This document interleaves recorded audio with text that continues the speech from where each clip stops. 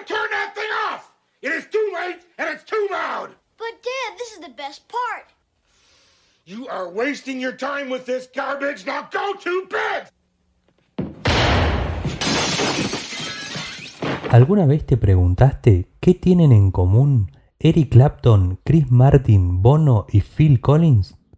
Todos ellos sufrieron las consecuencias de trabajar con volúmenes muy fuertes. Como músico y apasionado del sonido, sabemos lo importante que es la música en nuestras vidas. Pero, ¿qué pasa cuando la música comienza a afectar nuestra salud auditiva?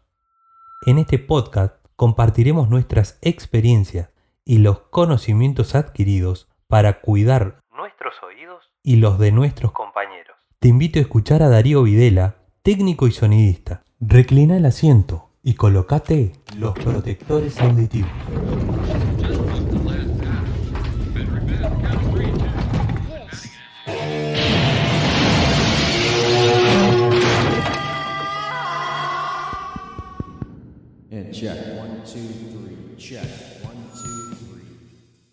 Hola, ¿qué tal?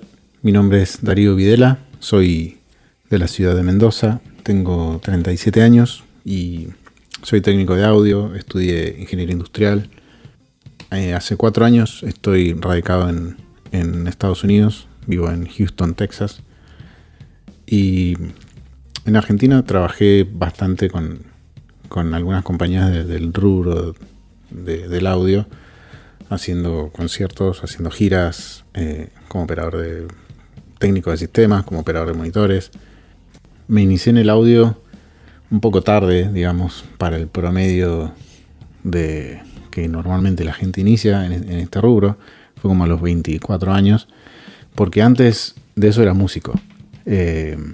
Tocaba bastante. Entonces, bueno, digamos que ahí empezó mi carrera más seria en el audio. Seguí tocando como hasta los 26 más o menos, y después sí ya me dediqué 100% al audio.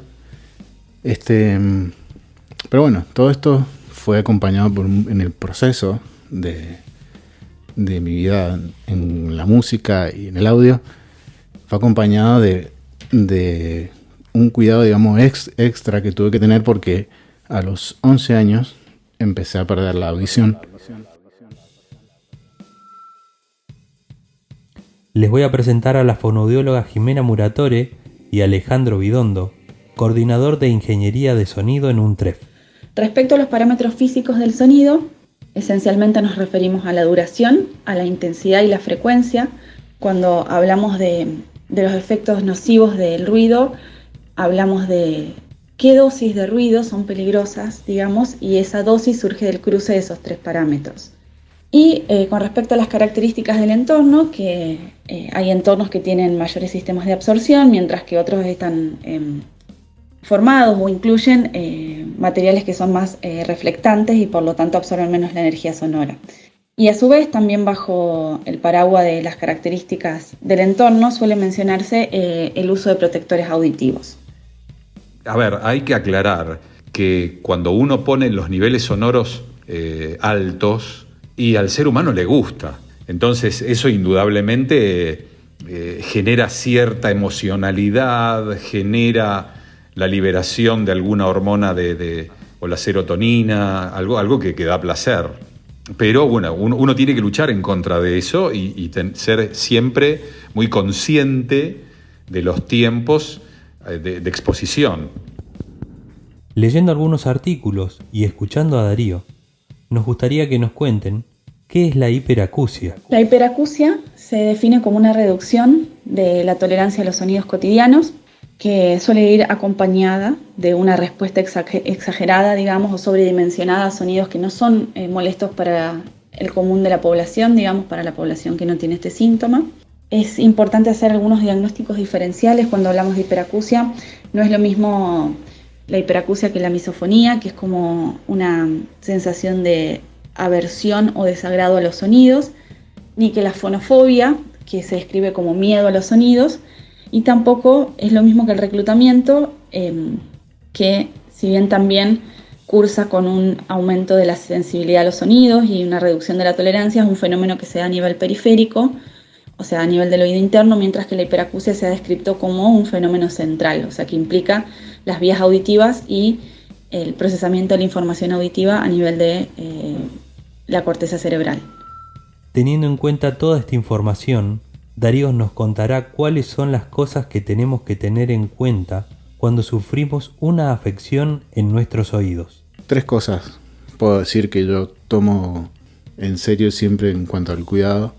Es primero el control médico anual, cada 6 meses, según las posibilidades de cada uno, según el tiempo, sobre todo para saber cómo van evolucionando mis oídos, cómo van a responder en cuanto a las frecuencias. Y después el tema de usar protectores siempre que se pueda. Muchos años fui técnico de sistemas, entonces necesitaba estar con los oídos despejados para poder escuchar si el sistema que se escuchaba bien, se escuchaba mal.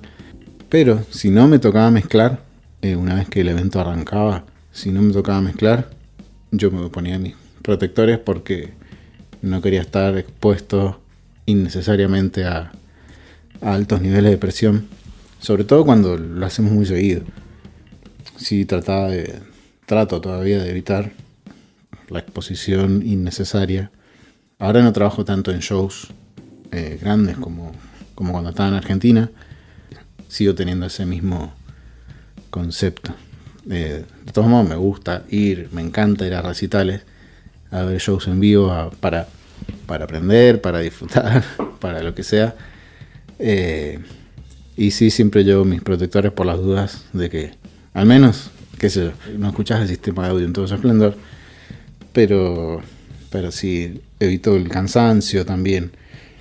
Y la tercera cosa, bueno, es eso de cuidarme con las infecciones nasales, porque sí me ha pasado que sí hay cuando me dejaba estar, cuando digo no, después se me pasa solo, qué sé yo, y a veces sí se ha complicado bastante.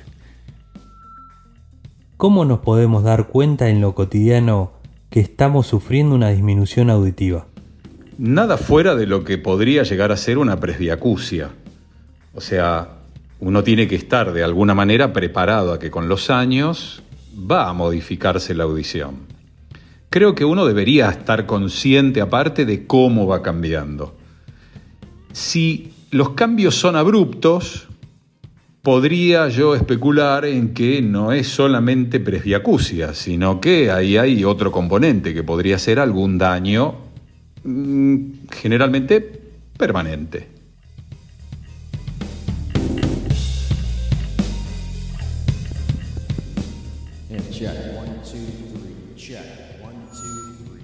En varias ocasiones cuando he salido de un recital, siento un pitido en el oído y la sensación de exceso de aire.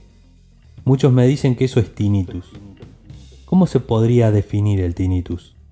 El acúfeno, también conocido como tinnitus, acúfeno y tinnitus se usan como sinónimos, tienen orígenes etimológicos distintos las palabras y en general usamos acúfeno en español y tinnitus o tinnitus en la literatura en inglés. Ambas formas de pronunciación de la palabra han sido aceptadas por la Haya. Este síntoma se define como la percepción de un sonido sin que tenga una fuente externa que lo origine. Y en algunos casos, cierta literatura como el Clasificador Internacional de Enfermedades de la Organización Mundial de la Salud hacen la observación de que sin que además pueda ser percibido con un estetoscopio por un profesional de la salud. Esto es porque hay una gran clasificación dentro de los acúfenos, que son los acúfenos subjetivos y los objetivos. Siempre que hablamos de acúfeno, como dije, no hay una fuente externa que lo origine. En el caso de los subjetivos, tampoco hay una fuente interna localizable, mientras que en los objetivos sí, o al menos inferible, ¿no? Los acúfenos o tinnitus objetivos son sonidos que responden a alguna fuente más puntual dentro del cuerpo que lo genera, en general vascular, ya sea arterial o venosa o muscular. A diferencia del tinnitus subjetivo, que en general En la gran mayoría de los casos, como les mencionaba antes, responde a una forma de hipoacusia y no tiene una fuente interna particular localizable. Bueno, el tinnitus es un síntoma muy frecuente, como les decía, si bien los datos epidemiológicos varían, pero se describe que hay una prevalencia entre el 12 y el 30% de la población, o sea, muchísimo. Es un síntoma que responde a muchísimas causas, como les dije, en algunos casos vasculares, musculares, a muchísimas formas de hipoacusias conductivas, sensorioneurales mixtas por distintas etiologías. Los acúfenos suelen ser síntomas que pueden cursar también con algunas formas de trastornos psiquiátricos, aunque ahí vale la diferenciación de las alucinaciones musicales y auditivas, pero también hay cuadros psiquiátricos con acúfenos. Hay acúfenos por traumatismos de cráneo, acúfenos por barotraumas, o sea, personas que describen percepción de acúfenos porque bajaron de un avión o porque bucearon, acúfenos vinculados a problemas de la articulación temporomandibular, trastornos cervicales, en fin, muchísimas etiologías posibles. Por eso es muy importante que la evaluación del paciente, el abordaje en general del paciente con acúfenos se haga en el marco de un equipo interdisciplinario que esencialmente está formado por un médico otorrinolaringólogo, por un fonoaudiólogo, fonoaudióloga, psicólogo, psicóloga, y en muchos casos participan también neurólogos, odontólogos, cirujanos de cabeza y cuello, maxilofaciales, psiquiatras, muchas otras disciplinas afines en función de qué otro cuadro más grande está formando parte de ese síntoma, digamos. Y bueno, con respecto a los tratamientos, hay muchísimos tratamientos en investigación en este momento. La terapia cognitivo-conductual orientada a acúfenos es el que tiene mayor nivel de evidencia en este momento. Diría que seguida la terapia de reentrenamiento de tinnitus, que es una terapia que hace uso de estímulos sonoros, que es una de las que más se usa en Argentina. Pero bueno, después hay una variabilidad de tratamientos.